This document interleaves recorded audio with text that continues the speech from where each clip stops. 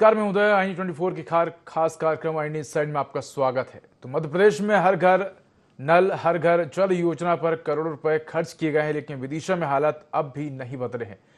गर्मी बढ़ते ही शहर के कई वार्ड में पानी का संकट गहरा गया है। लोग आज भी टैंकरों के भरोसे पानी जुटाने को मजबूर है। नगर पालिका ने घरों तक नल और पाइपलाइन तो पहुंचा दी है, लेकिन कई इलाकों में आज तक पानी की नियमित सप्लाई शुरू नहीं हो सकी।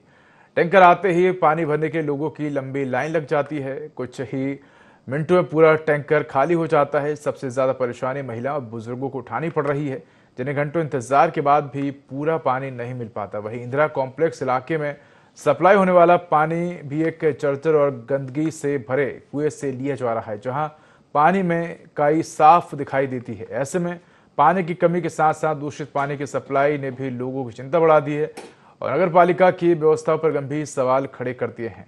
तो क्या कुछ कहना है स्थानीय का, जिम्मेदारों का, आइए आपको सुनवाते हैं।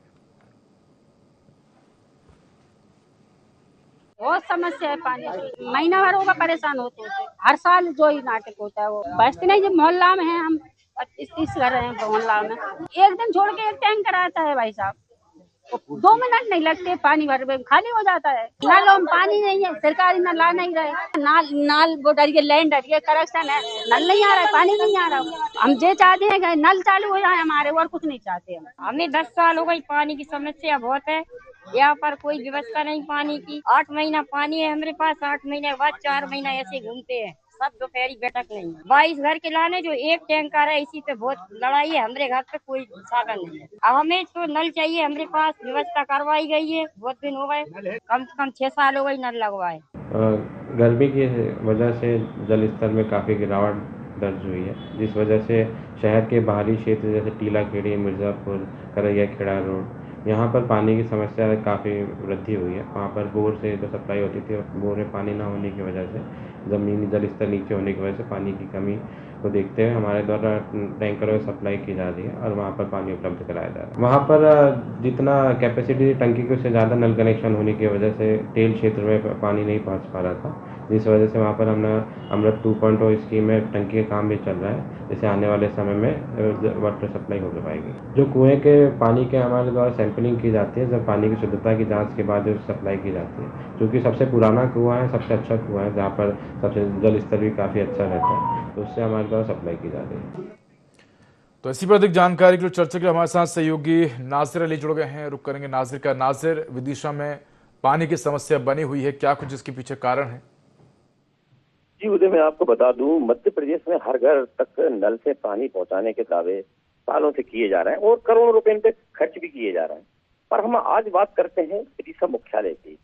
नगर पालिका क्षेत्र में आज भी ऐसे वार्ड हैं जिसमें पानी की समस्या बहुत बड़ी समस्या बनी हुई है। तो मूलभूत सुविधा है, और मूलभूत सुविधा में एक पानी भी एक अहम जरूरत की चीज है, और वो उसी से ही वहाँ के रहवासी आज परेशान हैं। नगर पालिका इसमें प्रयास तो कर रही है टैंकरों से पानी पहुंचाने का, पर पानी की पूर्ति पूरी तरह से नहीं कर पा रही है। एक टैंकर आता है, कभी 2 टैंकर आते हैं।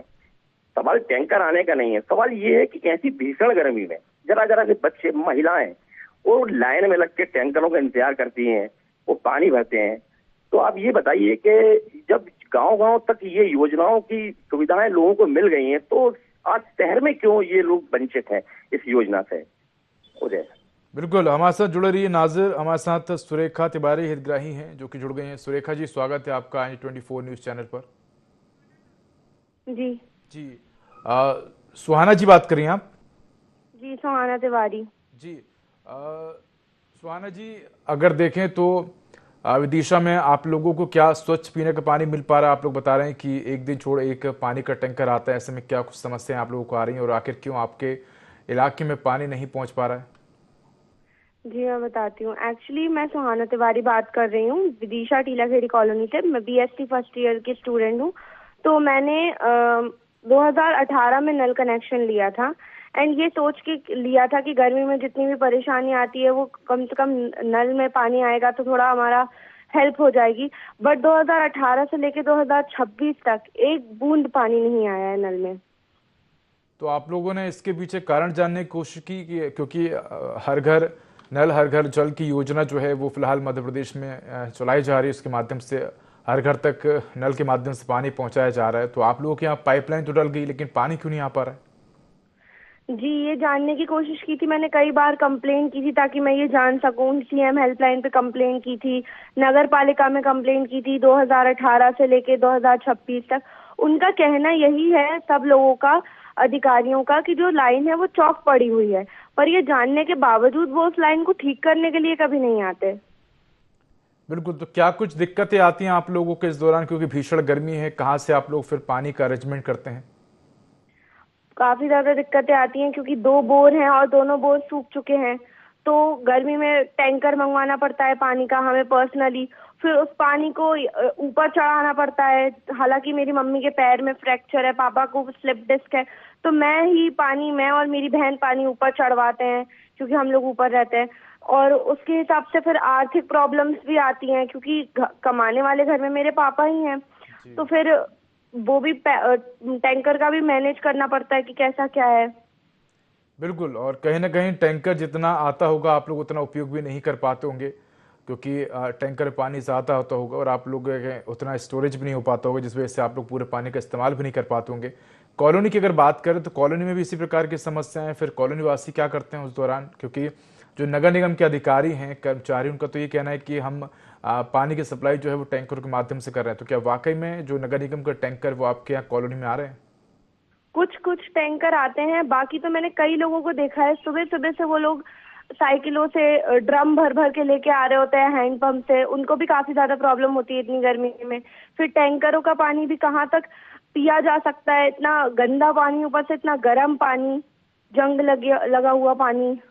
बिल्कुल, तो स्वच्छता को लेकर भी एक सवाल खड़ा होता है कि जिस टैंकर में पानी आ रहा है क्या वाकई वो पीने लायक है या नहीं है। सुहाना जी, आप हमारे साथ बने रहिए, हमारे साथ नाजिर जुड़े हुए। नाजिर, सुहाना जी की आपने बात को सुना, उनका यही कहना है कि टैंकर मंगवाना पड़ता है और कहीं ना कहीं टैंकर मंगवाने में पैसे भी खर्च होते हैं, फिर टैंकर से जब पानी आता है तो उसको ऊपर तक चढ़ाना, पूरे टैंकर का पानी इस्तेमाल भी नहीं हो पाता होगा। दूसरी बड़ी बात कि टैंकर में जो पानी आ रहा है क्या वाकई में वो साफ है, स्वच्छ है कि नहीं, ये भी एक बड़ा सवाल है। जी उदय, बिल्कुल ये बहुत बड़ा सवाल खड़ा होता है, क्योंकि ये समस्या आज की नहीं है, ये समस्या बहुत पुरानी समस्या है कि जिसका समाधान आज तक नहीं हो पा रहा है। सिर्फ आश्वासनी जनप्रतिनिधियों से और नगरपालिका प्रशासनिक अधिकारियों से इन लोगों को, आम जनता को सिर्फ आश्वासन ही मिल रहा है, उसका कोई उपाय नहीं हो रहा है। अब सवाल ये भी खड़ा होता है कि एक वार्ड में 2000 घरों का वार्ड रहता है, अगर आप 5 टैंकर दे भी देते हैं तो उसमें कैसे पूर्ति होगी? तो कई लोग अपने खुद पर्सनली टैंकर मंगवाते हैं। और एक स्टोरेज का प्रॉब्लम भी एक सबसे बड़ी प्रॉब्लम रहती है। टैंकर बहुत 4000 लीटर का रहता है, लोगों के घरों में 1000 लीटर की टंकी रहती है, तो बाकी पानी वेस्ट जाना है और फिर आने वाले समय में 2 दिन बाद फिर वही समस्या खड़ी हो जाती है। नाजिर, जिस प्रकार से सुहाना जी ने बताया कि उन्होंने शिकायत की है और कई कारण बताए जाते हैं, आपसे भी जानना चाहेंगे एक बार पुनः कि क्या कुछ मुख्य कारण है? पाइपलाइन डल गई लेकिन पानी क्यों नहीं जा पा रहा है? ये उदय, मैं आपको बता दूं, वो टेल क्षेत्र में आता है थोड़ा सा। आज से 8 साल पहले वहाँ पाइपलाइन डल गई है और अमृत योजना के तहत वहाँ पे टंकी बनना थी, पानी की टंकी, ताकि वो पानी की टंकी भर के और वार्ड वासियों को पानी की सप्लाई किया जा सके। पर एक सवाल ये भी खड़ा होता है कि टंकी आज तक क्यों नहीं बनी? जब योजना है, टंकी है, क्या बजट की प्रॉब्लम है, काय की प्रॉब्लम है? क्यों ऐसा हो रहा है कि पिछले 8 साल से ये वार्डवासी परेशान हो रहे हैं पानी के लिए? पानी एक मूलभूत सुविधाओं में आता है, इसके बाद में एक आम रोजमर्रा की जरूरतों में पानी की एक अहम भूमिका होती है। इसके बाद भी आज पानी से लोग परेशान हैं, तो आप बताइए कि कैसे मैनेज करते होंगे ये लोग वहाँ के?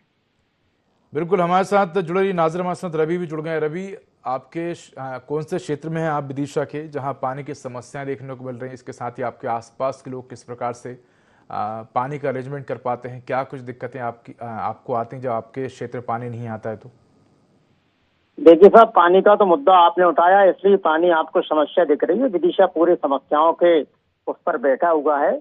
अभी तो चूंकि गर्मी चल रही है इसलिए पानी की समस्या है।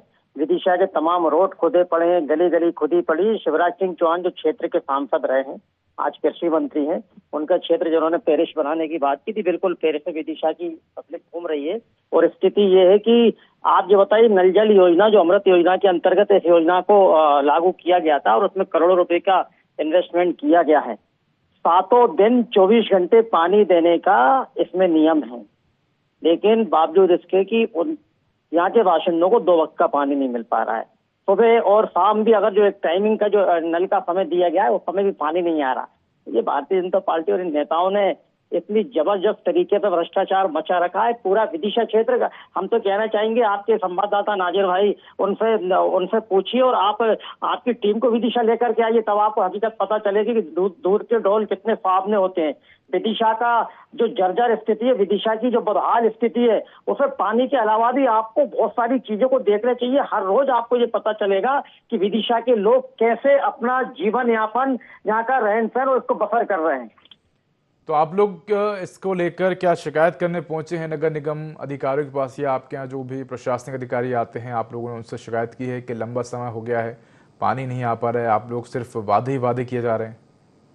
2-2 हजार 3-3 हजार लोग एक वार्ड में रहते हैं, आपने 2-3 गलियां चिन्हित कर दी, उनमें पानी दे रहा है, उससे हो क्या रहा है? हम आज से 40 साल पुराना जो विदिशा या जो भारत में जो कल्पना करते थे कि उस समय पानी की व्यवस्था टैंकर नहीं होते, तो उस चीज से आज विदिशा के लोग जूझ रहे हैं। बिल्कुल।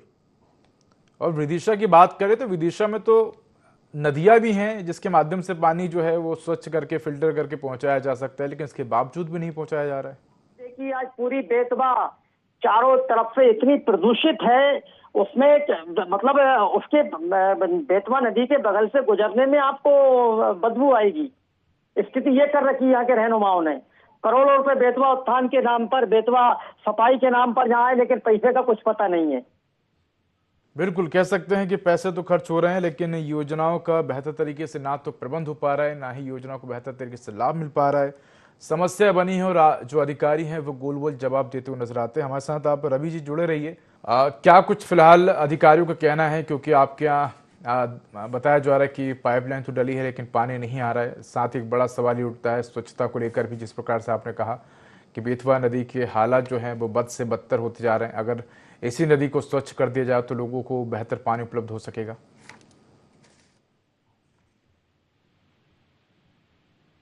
जी रवि,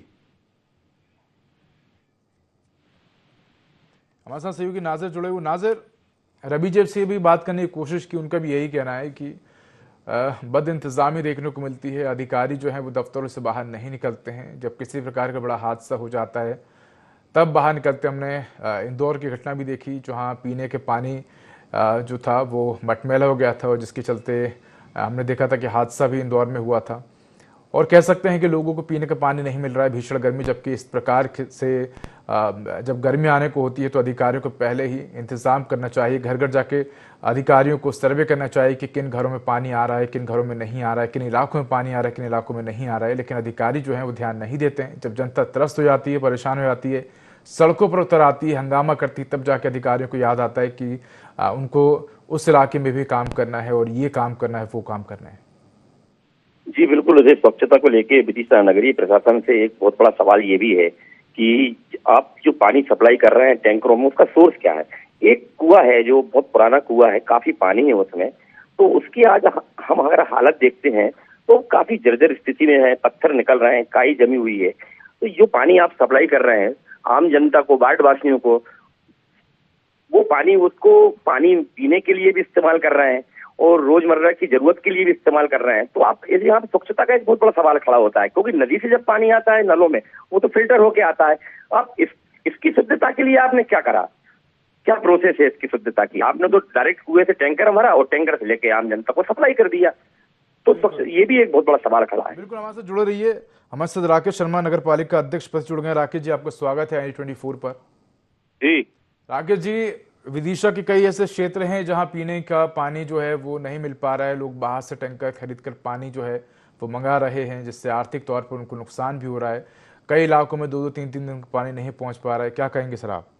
नहीं, नगर पालिका टैंकर चला रही है ना, सब नगर पालिका फ्री में पानी उपलब्ध कर, निःशुल्क पानी उपलब्ध करा रही है। तो जो पानी निःशुल्क उपलब्ध करा रही है वो 2-2, 3-3 दिन में पहुंच रहा है। ऐसे में लोगों के घर इतना पानी इकट्ठा नहीं हो पाता है कि वो 2 से 3 दिन तक चला सके। दूसरी बात, जो पानी सप्लाई हो रहा है उसको लेकर भी लोगों को भरोसा नहीं है कि पानी वाकई में ये पीने लायक है। हाँ, इस्तेमाल कर सकते हैं, लेकिन पीने लायक है या नहीं, इसको लेकर संशय बना है। नहीं, तो ऐसा नहीं है, उसको पीने लायक है। पीने लायक नल में भी पानी आ रहा है ना, नल में। और दूसरा जो हमारा जो टैंकर नगर पालिका के जो टैंकर जा रहे हैं वो हमारी जो हमारा वाटर वर्क से जो सप्लाई आता है वहीं से हम भेज रहे हैं टैंकर। तो ये जो पानी आप बता रहे हैं, तो क्योंकि अगर जिन टैंकरों से ये पानी सप्लाई हो रहा है, कहीं ना कहीं देखें तो उन टैंकरों की हालत भी खराब है, लोहे के टैंकर हैं और काफ़ी जर्जर भी हो रहे हैं। ऐसे में लोगों को संदेह है कि जो पानी मिलेगा वो स्वच्छ होगा कि नहीं। इस बात को किस प्रकार से फिर आप लोग संज्ञान लेंगे इस पर? कंप्लेंट है कि कहीं वो जर्जर टैंकर हो रहे हैं, तो वो हम उनको रिप्लेस करवा देंगे। दिखवा लेते, हमारी जानकारी में तो नहीं है अभी तक। जी, हमारे साथ सहयोगी नाजिर जुड़े हुए हैं। नाजिर, हमारे साथ राकेश जी जुड़े हुए, उनका ये कहना है कि उनको जानकारी नहीं है, लेकिन वो ये भी कहने साथ में कि हर दिन पानी की सप्लाई हो रही है।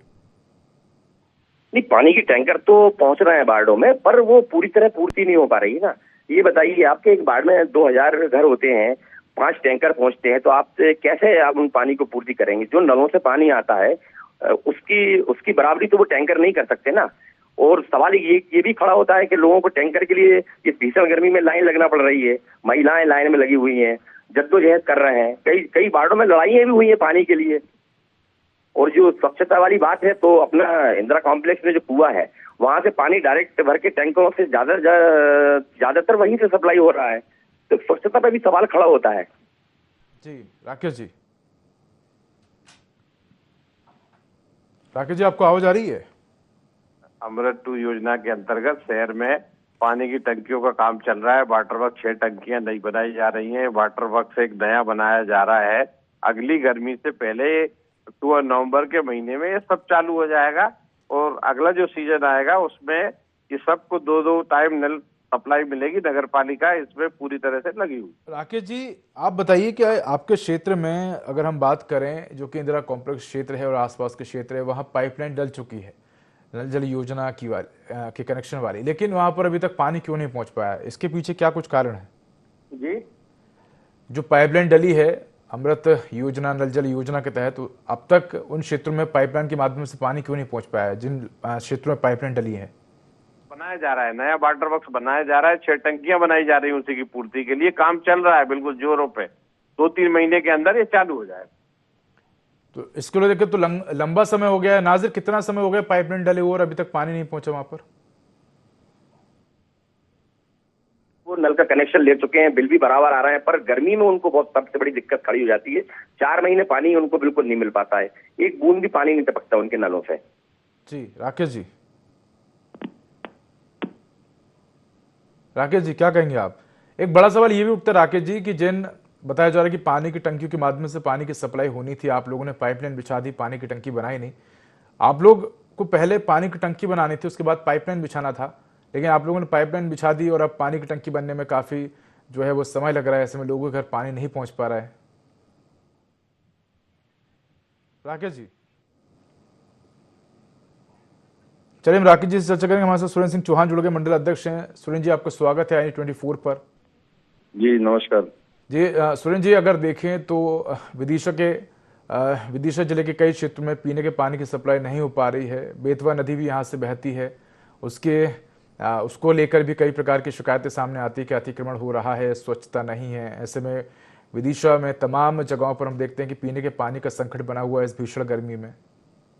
जी बिल्कुल, आपकी बात से मैं सहमत हूँ। वर्तमान समय में बेतवा नदी की जो स्थिति है, जहाँ से उसका उद्गम स्थल है, वहीं से वो सूख चुकी है और प्रतिवर्ष उसकी धार टूट जाती है। विदिशा की जो गर्मी के समय की पानी की सप्लाई है, वो हलाली डैम से जो पानी हमारे यहाँ नहर के माध्यम से आता है, वहाँ की सप्लाई पर आधारित है। और विदिशा के कुछ मोहल्ले ऐसे हैं जहाँ पर प्रतिवर्ष पानी की दिक्कत आती है, जिसके लिए 6 नई टंकियां लाइन के इस तरफ जो मेरा मंडल क्षेत्र है वहाँ पे स्वीकृत हुई हैं, और लगभग पानी की लाइन का काम तो पूरा हो चुका है, टंकियों का काम जारी है। तो टंकियां क्यों नहीं बनी अभी तक? पहले आप लोगों को टंकियां बनानी थी, उसके बाद पाइपलाइन बिछानी थी, आप लोगों ने पाइपलाइन बिछा दी, उसके बाद आप टंकी बना रहे हैं। अमृत 2 में जो काम आया है वो पिछले वर्ष से शुरू हुआ है। अमृत 1 में जो काम हुआ था उसके अनुसार जहाँ जहाँ टंकियां बनना थी वो टंकियों का काम भी पूरा हो गया है। नई पानी की लाइन की सप्लाई भी हो गई है। जैसे सुभाष नगर, बंटी नगर क्षेत्र है, टीलाखेड़ी क्षेत्र था, यहाँ पे पानी बिल्कुल भी सप्लाई नहीं होता था। करैया खेड़ा रोड है, पूरनपुरा है, इन क्षेत्रों में पानी की जो सप्लाई है वो अमृत 1 में यहाँ पे शुरू हुई है। उसके पहले टैंकरों से पानी था, या बोर के माध्यम से आदमी निजी बोर करवा के उसकी पूर्ति करते थे। लेकिन जब 2005 में 9 में पहली बार जो नई टंकियों का काम शुरू हुआ था, वो 2015 में हमने उसको और तेजी से बढ़ाया था। उस समय नगरपालिका अध्यक्ष माननीय मुकेश टंडन जी थे, जो वर्तमान में विधायक। उनके समय से पानी के टैंकरों का जो सप्लाई का काम है वो बंद हुआ था और घरों तक पानी पहुंचा था, पटरी पार के इस क्षेत्र में, जहाँ की समस्या की ये बात चल रही है। और अभी भी जो है शहर के इस तरफ काफी विस्तार हुआ है, नई कॉलोनियां जो बनी है उनके कारण ये समस्या है। जैसे टीला खेड़ी अकेली पहले एक ग्राम पंचायत थी, वहाँ एक छोटी पानी की टंकी थी, उससे सप्लाई हो जाता था। लेकिन अब टीला खेड़ी के अंदर 8 से 10 नई कॉलोनी डेवलप हुई हैं, जिसमें हजारों की संख्या में लोग बसे हैं आके। तो वहाँ पानी की समस्या की अब दिक्कत बढ़ी है। तो यहाँ पे एक नई पानी की टंकी की डिमांड पिछले बार भेजी थी, तो वो अमृत 2 में वहाँ सैंक्शन भी हुई। ऐसे मिला के 6 नई टंकियां बन रही हैं। पहले से हमारे यहाँ तेरपुरा में पानी की टंकी है, दुर्गावती उद्यान में टंकी है, और उसके बाद में पीतल मील पर एक टंकी बन गई है। हमारे जो है टीलाखेड़ी में एक टंकी है। ये 4 टंकियों से इस तरफ सप्लाई होता था, लेकिन तेजी से जनसंख्या इस तरफ बढ़ी है, इसलिए ये समस्या है। और आने वाले समय में जैसे ही टंकियों का काम पूरा होगा तो ये हमारी नगरपालिका और जो प्रदेश की सरकार है, दोनों उसकी चिंता कर रहे हैं और लगातार इस तरफ ध्यान दे रहे हैं। बिल्कुल। और अगर देखा जाए सुरेंद्र जी, तो जिस प्रकार से आपने कहा तेजी से जनसंख्या बढ़ी है और आप लोग जिस हिसाब से जनसंख्या बढ़ रही है, आप लोग उस हिसाब से काम क्यों नहीं कर पा रहे हैं? आप लोगों को प्लानिंग के अनुसार काम करना चाहिए कि भविष्य में टंकियों की आवश्यकता ज़्यादा पड़ेगी, कॉलोनियाँ बनेंगी, लोग रहेंगे, तो उस अनुसार आप लोगों को काम करना चाहिए। अब ये देखने को मिलता है कि लोग बस जाते हैं, सालों साल इंतज़ार करते हैं, कई साल बीत जाते हैं, आवेदन निवेदन करते हैं, उसके बाद फिर धीरे धीरे काम होता है, एक लंबा वक्त हो जाता है ऐसे में। जी देखिए, मैं आपकी बात से सहमत हूँ कि समस्या है, लेकिन समस्या की मूल जड़ ये है कि जब अपने क्षेत्र में हम जहाँ कहीं भी प्लॉट या मकान लेने जा रहे हैं, तो कई बार ऐसी कॉलोनियां हैं जिनके जो कॉलोनाइजर है वो अवैध कॉलोनियां हैं, उन्होंने अनुमति नहीं ली और सस्ते रेट पे होने पौने दाम पर वो अपना काम पूरा करके वो भाग जाते हैं।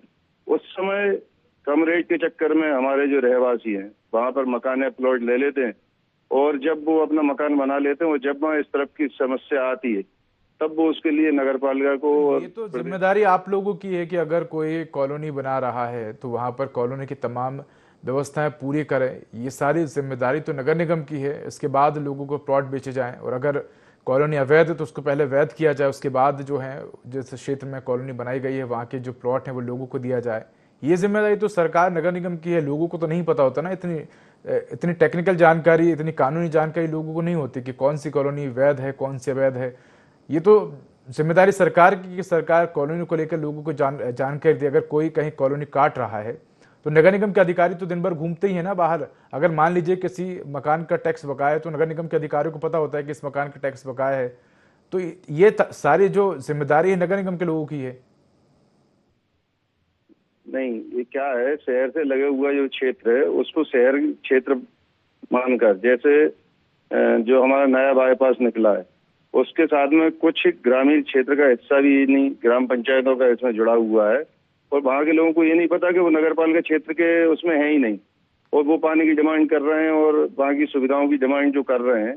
जबकि जैसे डाबर ग्राम पंचायत है उसका कुछ हिस्सा बाईपास के अंदर की तरफ आ गया है, तो वो अलग से डिमांड कर रहे हैं, जबकि वो शहरी क्षेत्र का कह सकते हैं कि कुछ क्षेत्र जो है वो पंचायत क्षेत्र में आता है, कुछ नगर निगम में आता है। ऐसे में लोगों में भी कंफ्यूजन हो जाता है कि वो नगर निगम क्षेत्र में है कि पंचायत क्षेत्र में है, और कई बार इन तमाम तरह की जब चीज़ें सामने आती तो लोगों को भी दिक्कतों का सामना करना पड़ता है। सुरेंद्र जी, बिल्कुल हम यही आशा करेंगे कि आप लोगों की समस्याओं का समाधान करें ताकि लोगों को जल्द से जल्द पीने का पानी मिल सके। धन्यवाद आपका हमारे साथ जुड़ने के लिए। हमारे साथ सहयोगी नाजिर जुड़े। नाजिर, आपको भी धन्यवाद तमाम जानकारी के लिए। तो फिलहाल IND इनसाइट में इतना ही। देखते रहिए I24। नमस्कार।